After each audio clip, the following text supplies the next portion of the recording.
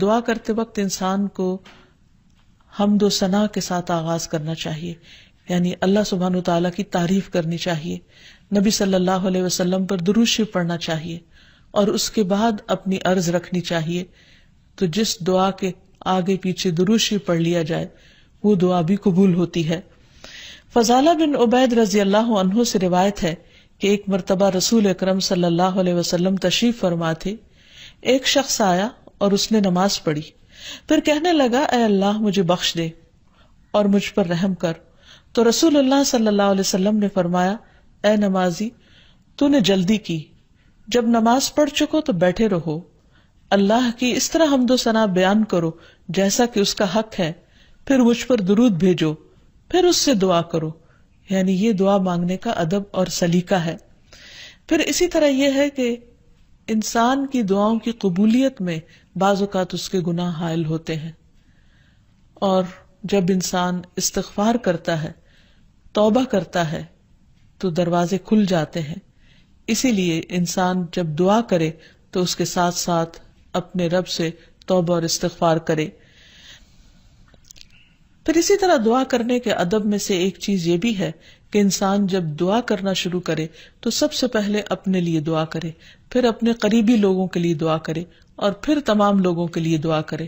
کہ بعض اوقات ہم سمجھتے ہیں ہماری دعا قبول نہیں ہوئی، اور شیطان کا کام یہ ہوتا ہے کہ وہ بندے کے دل میں مایوسی پیدا کرے. جب بھی انسان کے دل میں ایسا خیال آئے کہ اس کی دعا قبول نہیں ہوئی تو اسے ہمیشہ یاد رکھنا چاہیے کہ رسول اللہ صلی اللہ علیہ وسلم نے قبولیت دعا کی مختلف قسمیں یا طریقے بتائے ہیں. ایک تو یہ کہ جو کچھ انسان مانگتا ہے اس کو وہ مل جائے، یا پھر یہ کہ وہ تو نہ ملے لیکن اس کے برعکس اس کے بدلے میں اس کی کسی مصیبت یا مشکل کو اس سے دور کر دیا جائے یا آنے سے روک دیا جائے. تیسری صورت یہ کہ دنیا میں تو انسان کو اس دعا کے صلے میں کچھ نہ ملے، لیکن قیامت کے دن وہ تمام دعائیں اس کے اعمال نامے میں شامل کر کے اسے ان کا بہترین بدلہ یا جزا دی جائے. ایسی صورت میں جو تیسری صورت ہے، اگرچہ دنیا کے اعتبار سے ایک مشکل صورتحال ہے، لیکن قیامت کے دن بندہ جب اپنی دعاؤں کا صلہ دیکھے گا، اس عبادت کی جزا پائے گا وہاں پر، تو اس وقت تمنا کرے گا کہ اے کاش دنیا میں میری کوئی دعا بھی قبول نہ ہوتی. لیکن دعا کی قبولیت کے لیے پھر کچھ شرائط ہیں. ایک بات تو یہ اس میں جو سب سے پہلے کہ انسان کا رزق حلال ہو، کیونکہ حرام کھانا انسان کی دعاؤں کی قبولیت میں رکاوٹ کا سبب ہوتا ہے. پھر اسی طرح جب انسان اللہ سے دعا مانگے تو اس وقت بہت توجہ کے ساتھ دعا کرے، کیونکہ حدیث میں آتا ہے کہ اللہ سبحانہ و تعالی غافل دل کی دعا قبول نہیں کرتے. یعنی ایک انسان مانگ رہا ہے لیکن اس کو پتہ ہی نہیں کہ وہ کیا مانگ رہا ہے، صرف رٹے رٹائے کچھ لفظ زبان سے نکال رہا ہے یا سنی سنائی کوئی بات دہرا رہا ہے، لیکن اس کے دل سے وہ بات نہیں نکل رہی ہے. وہ مانگنا نہیں، بس کچھ الفاظ کا پڑھ دینا ہے. تو یہ طریقہ بھی درست نہیں. پھر اسی طرح ہم دیکھتے ہیں کہ دعا سے بڑھ کر کوئی چیز اللہ کے ہاں معزز نہیں. حدیث میں آتا ہے لیس شیء اکرم علی اللہ من الدعاء، کہ اللہ کے نزدیک دعا سے زیادہ عظمت والا کوئی عمل نہیں. ایک اور حدیث میں آتا ہے ولا يرد القضاء الا الدعاء ولا يزيد في العمر الا البر، کہ تقدیر کو دعا کے علاوہ کوئی چیز نہیں بدل سکتی. یعنی انسان کی جو تقدیر ہے، جو لکھی ہوئی ہے، اس میں تبدیلی دعا کی وجہ سے ہو سکتی ہے، کیونکہ اللہ تعالیٰ کے ہاتھ میں ہے سب کچھ. یمحو اللہ ما یشاء ویثبت، جو چاہتا ہے اللہ مٹا دیتا ہے اور جو چاہتا ہے ثابت کر دیتا ہے، لکھ دیتا ہے. تو بات یہ ہے کہ انسان کو ہمیشہ مانگتے رہنا چاہیے اور پورے جزم کے ساتھ، ارادے اور عزم کے ساتھ مانگنا چاہیے. کبھی یہ نہیں کہنا چاہیے کہ اگر تو چاہے تو قبول کر لے، نہیں چاہے تو نہ کرے. نہیں، انسان دعا مانگتے وقت پورا یقین رکھے کہ اللہ تعالیٰ اس کی دعا قبول کر سکتا ہے، اور واقعی قبول کرتا ہے. کیونکہ حدیث میں آتا ہے رسول اللہ صلی اللہ علیہ وسلم نے فرمایا ان ربکم حی کریم یستحیی من عبدہ اذا رفع یدیہ الیہ فیردہما صفرا، تمہارا رب بڑا حیا کرنے والا اور سخی ہے، جب بندہ اس کے حضور ہاتھ اٹھاتا ہے تو انہیں خالی لوٹاتے ہوئے اسے شرم آتی ہے. یعنی اللہ تعالیٰ جو مالک الملک ہے، تمام خزانے اس کے ہاتھ میں ہیں. وَلِلَّهِ خَزَائِنُ السَّمَاوَاتِ وَالْأَرْضِ، آسمان و زمین کے سارے خزانوں کی کنجیاں اس کے پاس ہیں، ان کا مالک وہ ہے. لہٰذا ایسا نہیں کہ کبھی انسان کی دعا قبول نہ ہو تو اس کا سبب یہ ہو خدا نخواستہ کہ وہ دینے پہ قادر نہیں، وہ دیتا ہے اور وہ خالی ہاتھ نہیں لوٹاتا بندے کو. بس صرف فرق یہ ہے کہ قبولیت کے کئی طریقے ہو سکتے ہیں، اور خاص طور پر اگر بندہ مانگتا نہیں ہے تو یہ چیز اس کو ناپسند ہے، اس پر وہ ناراض ہوتا ہے، کیونکہ اللہ بندے سے یہ چاہتا ہے کہ بندہ اپنے رب کا شکر ادا کرتا رہے، اس سے مانگتا رہے، کیونکہ اللہ نے بندوں کو اپنی عبادت کے لیے پیدا کیا ہے. اگر بندے سب نعمتیں اس سے پا کر اس سے بے نیاز ہو جائیں تو یہ چیز اللہ تعالیٰ کو پسند نہیں. خصوصیت کے ساتھ جیسے دعا کی قبولیت کے اوقات ہیں، مثلا آذان سن کر اس کا جواب دینے کے بعد دعا قبول ہوتی ہے. تہجد کے وقت کی یعنی رات کا آخری پہر جو ہوتا ہے اس وقت دعا قبول ہوتی ہے.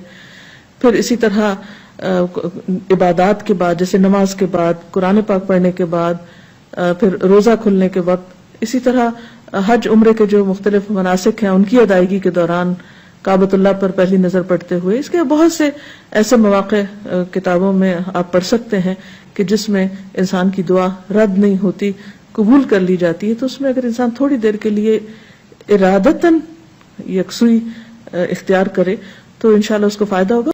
مثلا رات کے آخری حصے میں دعائیں بہت قبول ہوتی ہیں. حدیث میں آتا ہے رسول اللہ صلی اللہ علیہ وسلم نے فرمایا، ہمارا رب تبارک و تعالی ہر رات کو اس وقت آسمان دنیا پر آتا ہے جب رات کا آخری تہائی حصہ رہ جاتا ہے. وہ کہتا ہے کوئی مجھ سے دعا کرنے والا ہے کہ میں اس کی دعا قبول کر لوں، کوئی مجھ سے مانگنے والا ہے کہ میں اسے عطا کر دوں، کوئی مجھ سے بخشش طلب کرنے والا ہے کہ میں اسے بخش دوں. یعنی اگر کوئی اس وقت مجھ سے دعا کرے گا تو میں ضرور اس کی دعا قبول کر لوں گا.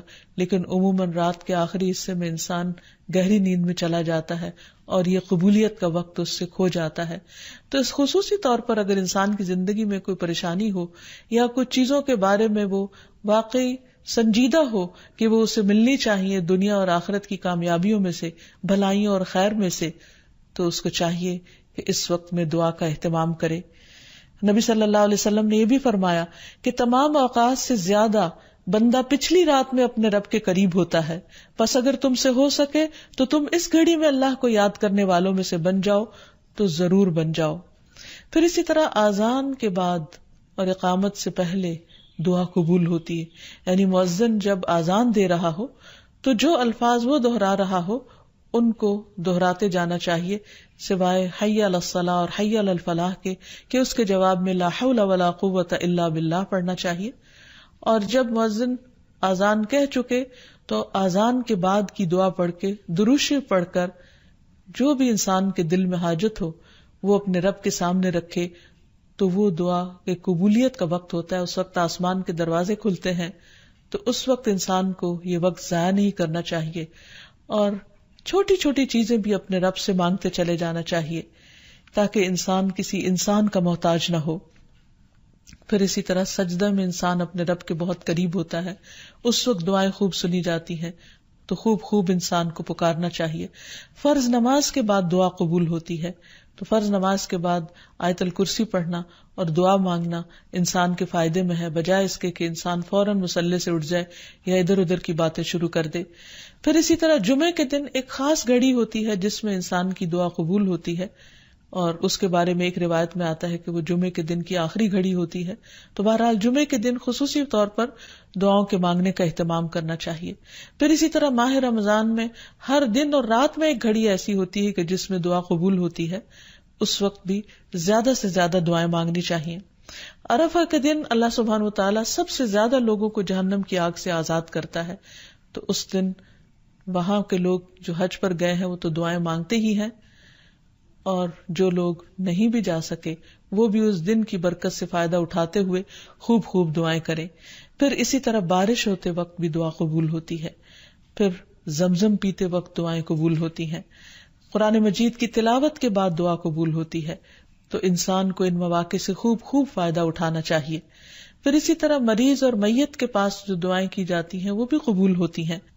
تو اللہ تعالیٰ سے دعا ہے کہ وہ ہماری دعاؤں کو بھی سن لے اور ہمیں قبولیت کے اوقات سے بھرپور فائدہ اٹھانے کی توفیق دے، اور ہمیں دعائیں مانگنے کے آداب سکھا دے۔ وآخر دعوانا ان الحمد للہ رب العالمین۔ السلام علیکم ورحمۃ اللہ وبرکاتہ۔